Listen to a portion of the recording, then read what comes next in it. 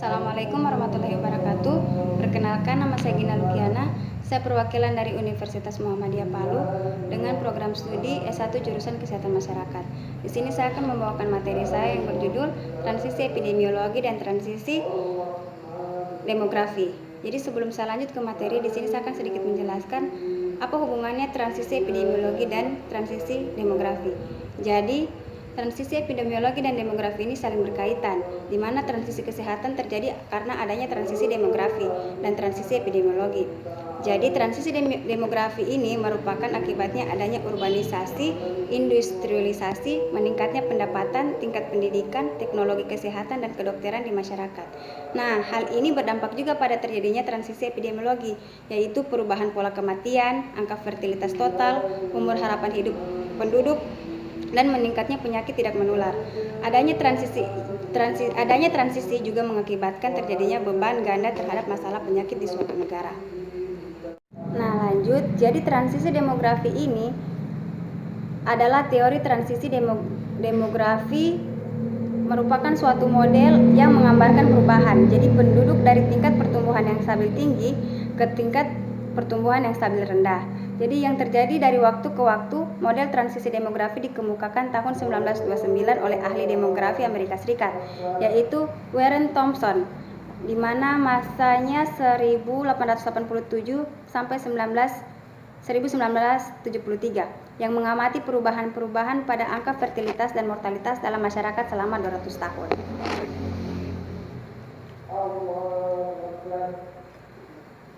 Kemudian transisi demografi ini ada beberapa tahap. Yang pertama yaitu terjadi pada masyarakat praindustri di negara-negara Eropa Barat pada abad ke-18, di mana pada saat itu angka kelahiran yang tinggi karena pemerintah belum mengenalkan keluarga berencana dan kontrasepsi. Jadi kematian yang tinggi dengan fluktuasi cepat karena peristiwa alam seperti bencana alam, kekeringan dan penyakit.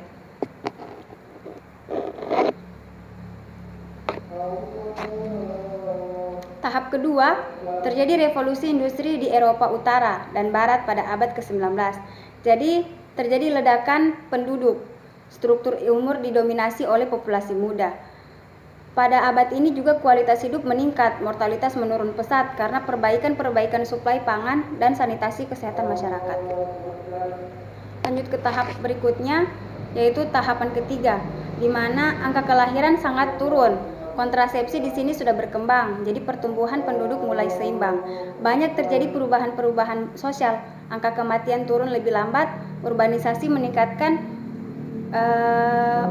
mengubah nilai-nilai tradisional tentang fertilitas dan nilai anak dalam masyarakat pedesaan. Jadi di tahapan ketiga ini juga hidup di perkotaan menambah biaya tanggungan anak dalam keluarga, sehingga orang tua memilih untuk tidak memiliki banyak anak.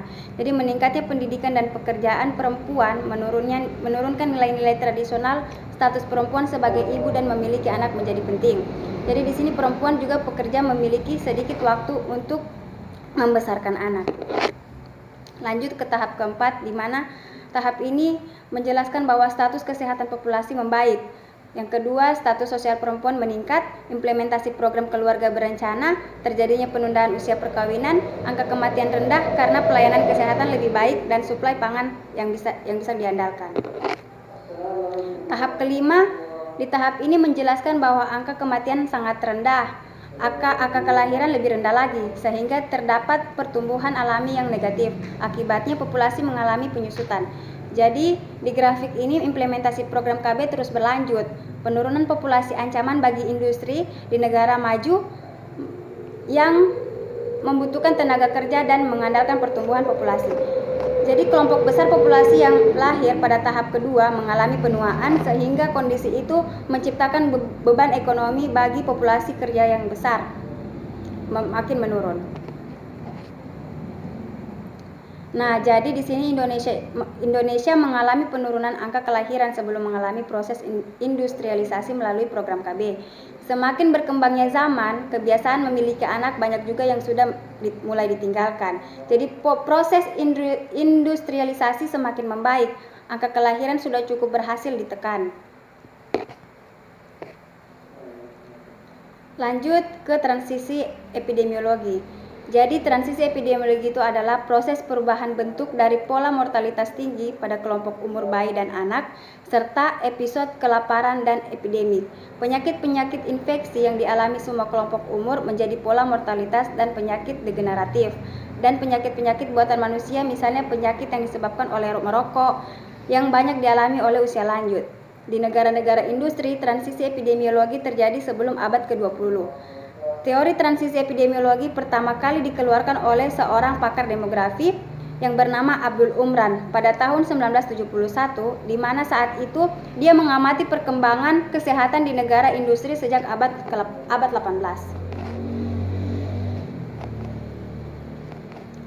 Abdul Umran kemudian menuliskan sebuah teori bahwa ada 3 fase transisi epidemiologi, yaitu yang pertama masa wabah dan kelaparan, masa menurunnya pandemi, masa 3 beban kesehatan. Namun karena mendapatkan sejumlah kritikan, Umran kemudian melakukan sedikit revisi bagi negara barat. Ketiga model tersebut ditambah lagi menjadi 2. Jadi ada 5 fase transisi epidemiologi menurut Abdul Umran. Ya, cukup sekian dan terima kasih. Itulah materi dari saya. Kurang dan lebihnya mohon dimaafkan. Assalamualaikum warahmatullahi wabarakatuh.